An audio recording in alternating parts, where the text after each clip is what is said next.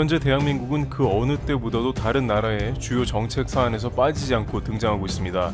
각국의 대통령부터 언론에 이르기까지 매일 이어지는 한국에 대한 논란은 현재의 팬데믹 상황 때문이며 처음에는 뛰어난 방역으로 주목받았습니다만 시간이 흐르면서 팬데믹이 낳은 다른 논란으로 번져가고 있습니다. 일본, 영국, 미국 등 세계 주요 국가에서 다시 한번 한국에서 처음 보는 사안들이 등장하고 있어 관심을 끌고 있습니다. 첫 번째, 블룸버그. 한국과 일본 너무 차이난다. 블룸버그는 이제 방역이 아니라 코로나로 인해서 양국이 비슷하게 진행하는 재난지원금에 초점을 맞췄습니다. 블룸버그 통신은 21일 바이러스 9호 정보기술 IT에 익숙한 한국이 서류 작업 위주의 일본을 이겨라는 제목의 기사에서 양국의 차이를 비교했습니다. 한국에서는 가구당 40에서 100만 원의 재난지원금을 주는 2차 추경 경정 예산이 일본에서는 모든 국민에게 1인당 10만 엔을 주는 예산안이 같은 날인 지난달 30일 각각 국회를 통과했지만 실제 지급 속도에서는 현격한 차이를 보인다는 것입니다. 가장 차이가 크게 나는 이유는 타이틀에서 볼 수 있듯이 한국은 전산처리이고 일본은 수기가 많아서입니다. 19일 현재 한국은 전 가구의 80%가 재난지원금을 받았는데 이와 달리 일본은 지방자치단체의 72%가 신청서를 우편으로 보내기 시작했고 실제 주민들 계좌로 돈을 보내기 시작한 곳은 19%에 그쳤습니다. 한국은 집에 앉아서 카드사에 온라인상으로 신청 후에 1, 2일 안에 승인이 나고 그 카드를 사용하게 되면 자동으로 카톡 등의 잔여 금액까지 도착합니다. 일본은 서류를 당국에서 받았는지도 확인이 안 되는 현재 시점이지만 한국은 많은 이들이 상당 부분 재난지원금을 사용해 잔액까지 실시간으로 받아보는 다른 세상인 것입니다. 실제 한국의 일부 소상공인들은 재난지원금 덕에 매출이 상당히 늘었다는 소식을 벌써부터 전하고 있습니다. 이렇게 국가에서 집행하는 정책의 효과를 불과 일주일도 안 돼 거의 실시간으로 확인하는 국가는 한국밖에 없다는 것입니다. 이와 같이 블룸버그는 한국의 중앙 집중적인 행정 능력과 신분 확인 시스템이 이처럼 빠른 지급의 핵심 요인이라고 평가하고 세계에서 가장 빠른 무선 통신망을 바탕으로 한 스마트폰 문화를 성공 요인으로 꼽기도 했습니다. 반면 일본은 개인 식별 카드와 핀 번호 등을 국민의 16%만 보유하고 있어 이와 같은 수작업 지급이 이뤄지고 있습니다. 여러 방법을 강구하다가 그냥 우편으로 신청서를 기다리는 게 차라리 낫다고 결론 내린 사토 에미코 씨는 블룸버그와 통화에서 일본의 행정이 얼마나 낙후됐는지 깨달았다고 말했습니다. 행정력도 국가의 경쟁력인 것입니다.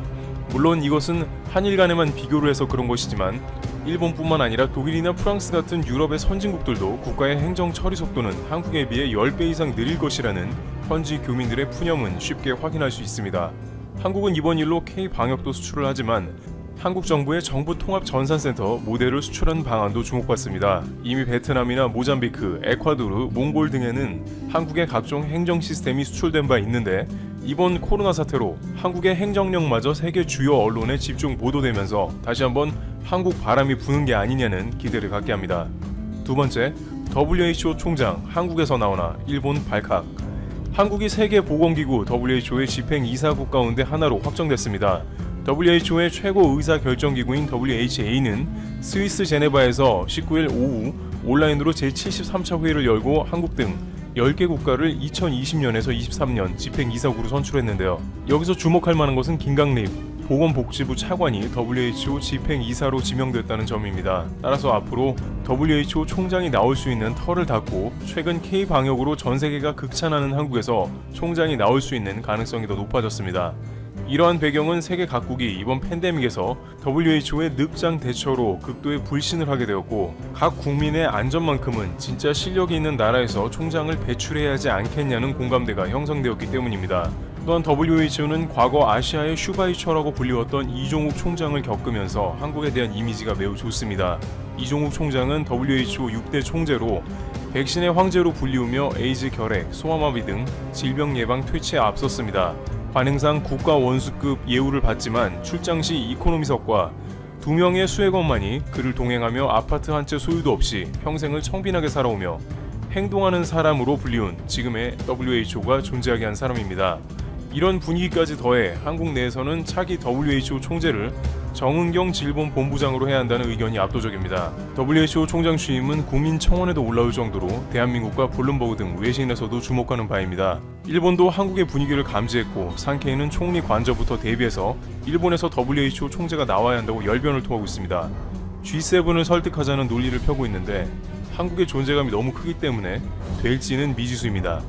세 번째, 포기했던 영국 정부 다시 한국 다급히 찾아. 초반에 확진자가 너무 많이 늘어서 포기하고 집단 면역 방식을 주장했던 영국이 다시 한국을 찾고 있습니다. 영국은 코로나19 발병 초기 한국과 같이 검사 추적 격리 전략을 펼치다 확진자가 늘어나자 이를 포기했는데, 다만 최근 코로나19 확산이 정점을 찍었다는 판단 하에 다시 이 같은 전략으로 선회하고 있습니다. BBC 방송 일간 가디언에 따르면 영국 정부 최고 과학 보좌관인 앤젤라 맥클레인 교수는 이날 코로나19 대응 정례 기자회견에서 구체적으로 증상이 있는 사람을 접촉한 이들을 추적하는 한국의 방식이 매우 영감을 준다면서 이는 우리가 모방하기를 원하는 경험이라고 강조했습니다. 영국뿐만 아니라 세계 각국에서 자신들만의 방역을 했던 국가들이 결국에는 한국의 자문을 구하며 한국의 방역 노하우를 택하는 모습들이 이어질 것으로 관측되고 있습니다. 한편 BBC의 또 다른 인터뷰에서 바흐 위원장은 내년 여름까지 올림픽이 치러지지 않는다면 취소할 것이라는 의견을 밝혔습니다. 하버드대에서는 백신이 없으면 2024년까지 팬데믹이 이어질 수 있다는 분석을 내놓고 있는데, 일본의 노벨 의학상을 받은 신야 교수는 2021년까지 백신이 나올 가능성은 매우 희박하다고 봤기 때문에 일각에서는 도쿄올림픽 취소 가능성을 매우 높게 보고 있습니다. 반면 백신이 나올 때까지는 한국의 방역은 전 세계를 이끌 것입니다. 네 번째, 미국, 한국의 탈중국하자 선언. 미국이 탈중국 공급망에 대한 구상을 한국과 논의했다고 미 국무부의 크라크 경제차관이 20일 밝혔습니다. 우리는 미국, 한국 등 국가들의 단합을 위한 경제번영 네트워크 EPN 구상을 한국 정부 관계자들과 논의했으며, 이것은 전 세계에서 생각을 같이 하는 국가, 기업, 시민, 사회들로 구성되며 민주적 가치들에 따라 운영된다 설명했습니다. EPN은 미국이 중국을 견제하고자 친미 국가들로 구성하려는 경제 블록을 뜻합니다. 그런데 이러한 시점에 미국의 제안은 자칫 한국과 중국의 관계에 마찰을 낳게 될 거라는 우려가 나옵니다. 한국은 미국의 오랜 동맹으로 양국은 경제뿐만 아니라 안보를 비롯한 모든 면에서 긴밀하게 협력하고 있습니다만, 한국의 삼성전자 낸드 반도체 라인을 비롯해서 국가의 주요 대기업 라인들은 중국에 포진해 있기 때문에 앞으로 미국의 주문이 어떻게 바뀌어 나갈지 촉각을 곤두세우게 됩니다. 특히 당장 미국은 화웨이에 대한 압박이 매우 거세며 미국 상원은 중국 기업이 미국 증시에 상장을 못하게 하는 법안도 통과된 상황까지 발전했습니다. 이러한 미국의 터프한 움직임은 과연 한국에 어떠한 결과를 가져오게 될까요? 다섯 번째, 한국. 미국과 중국 중에 골라야 하나. 여기에 당장 오늘만 해도 트럼프 대통령은 대선의 압박으로 인해서 중국의 파상 공세를 펼치고 있는 것으로 보도가 나옵니다. 특히 미국의 대선 18번 결과 중에 16번을 정확히 예측한 영국의 옥스퍼드 이코노믹스가 트럼프 대통령이 이번 11월 선거에서 참패할 것으로 분석했는데, 주된 원인으로 코로나 대응 실패를 꼽았기 때문입니다. 이러한 종류의 압박 때문인지 트럼프 대통령은 연일 중국에 코로나 책임론을 추궁하며 트위터에 초강경 메시지를 던집니다. 트럼프의 직속인 백악관에서도 자체 보고서를 통해서 중국 비판을 이어가고 있습니다. 보고서에 따르면 중국은 지식재산권 보호를 위한 여러 건의 국제협정에 서명했음에도 전 세계 위조품의 63% 이상이 중국에서 생산돼 전 세계의 합법적인 기업에 수천억 달러의 손해를 입히고 있다며 트럼프의 공세에 힘을 보탭니다. 지금까지 트럼프 대통령은 미중 무역 전쟁 시에도 실제로 중국의 치명적인 조치까지는 취하지 않는 모습을 보였으나 대선의 발등이 불이 떨어지고 팬데믹 책임이 중국이라는 기조로 돌아서며 미중 관계가 최악으로 치닫고 있습니다. 또한 중간중간 여전히 한국보다 미국이 검사를 많이 해서 환자가 많은 게 아니냐는 말도 이어갑니다.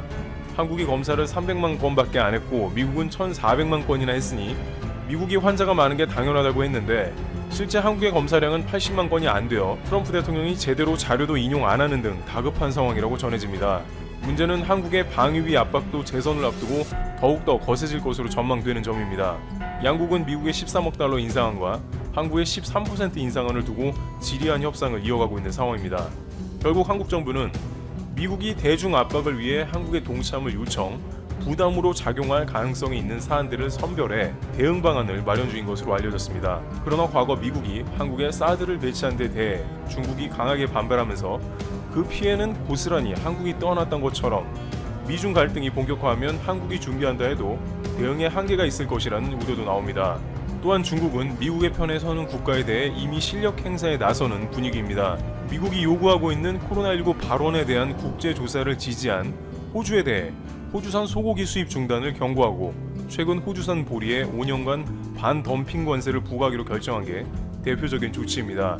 최근 2년간 미중 무역전쟁 때 등장했던 미중 간에 어느 나라를 선택해야 하는가에 대한 문제가 또 다시 등장한 것입니다. 그런데 이번에는 미중 간의 지적재산권 등 무역 관련한 것에다 트럼프 대통령의 재선과 팬데믹 책임론까지 겹쳐 있어서 훨씬 더 미국의 주문은 구체적이 되어가고 있는 모양새라 동맹국의 선택을 강요하도록 등 떠밀 가능성이 큽니다.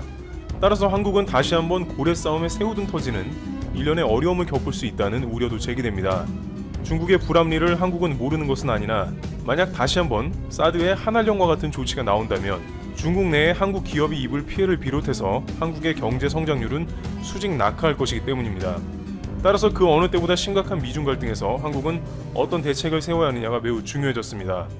이와 같이 현재 한국을 둘러싼 국가들에서는 한국에 대한 긍정적 메시지를 보내기도 하면서 동시에 위협적인 모습을 나타내는 국가들이 등장하기 시작합니다. 팬데믹 사태로 인해 한국은 다양한 상황에 직면하며 고민에 빠질 것으로 보입니다. 트래블 튜브